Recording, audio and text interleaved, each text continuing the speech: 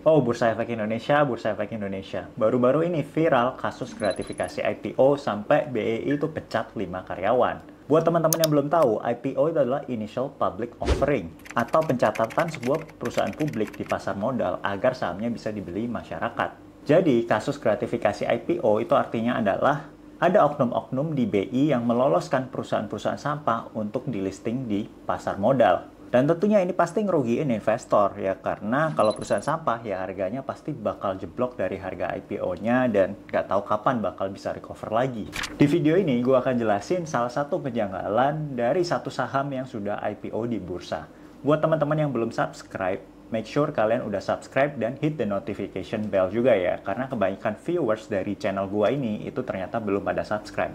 Gue nggak mau kalian ketinggalan kalau ada video terbaru. Kita ambil contoh PT Men Teknologi Indonesia yang IPO tahun lalu April 2023, di mana dia bisa menggalang dana sebesar 33,5 miliar rupiah karena harga sahamnya ditawarkan sekitar 78 rupiah per lembar saat di IPO. Tapi kalau kita teliti laporan keuangannya di tahun 2022 sebelum dia IPO, laba dari PT Men Teknologi Indonesia ini cuma 874 juta. Dan omset perusahaan ini tuh cuma 6 miliar. Jadi ini bukan perusahaan unicorn yang lagi bakar duit, yang labanya itu tipis tapi omsetnya itu bisa ratusan miliar atau triliunan ya. Omsetnya sendiri itu cuma 6 miliar dan labanya itu nggak sampai 1 miliar. Apakah pantas ini jadi perusahaan TBK? Kok ya bisa diloloskan?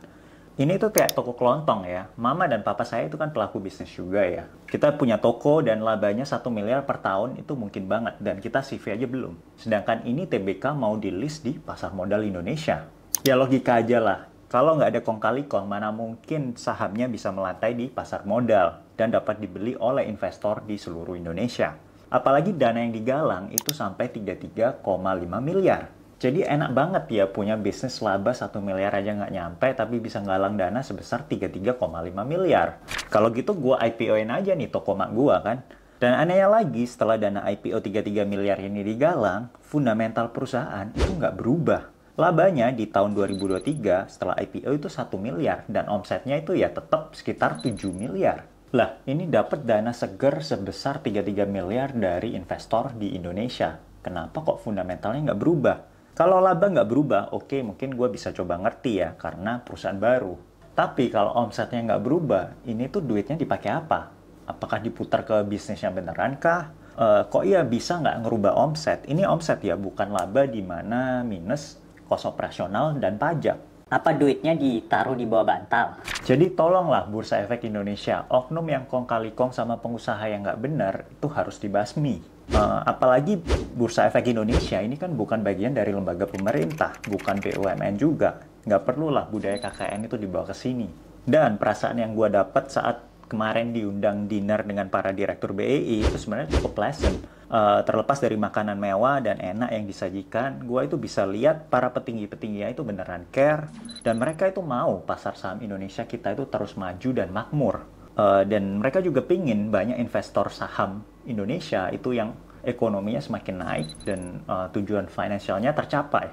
Tapi ya tolong, jangan bawa budaya KKN ke pasar modal. Dan fenomena saham sampah yang dioperasikan oleh para pengusaha licik, lalu mereka lolos IPO, ini tuh udah berlangsung terlalu lama. Dan ini juga dragging down indeks tercinta kita, IHSG. So ya, gue tetap masih sangat optimis akan pasar saham Indonesia. Apalagi kalau kita bisa memilih saham dengan baik. Untuk sekarang, gue masih jauhin saham-saham IPO, karena ya kebanyakan saham-saham yang IPO di Indonesia itu sampah. Dan gue berharap ini tuh bisa berubah ke depannya, di mana perusahaan-perusahaan yang berkualitas itu bisa IPO, daripada perusahaan-perusahaan atau bisnis gak jelas yang dimiliki oleh pengusaha licik yang hanya berniat untuk mengambil duit para investor.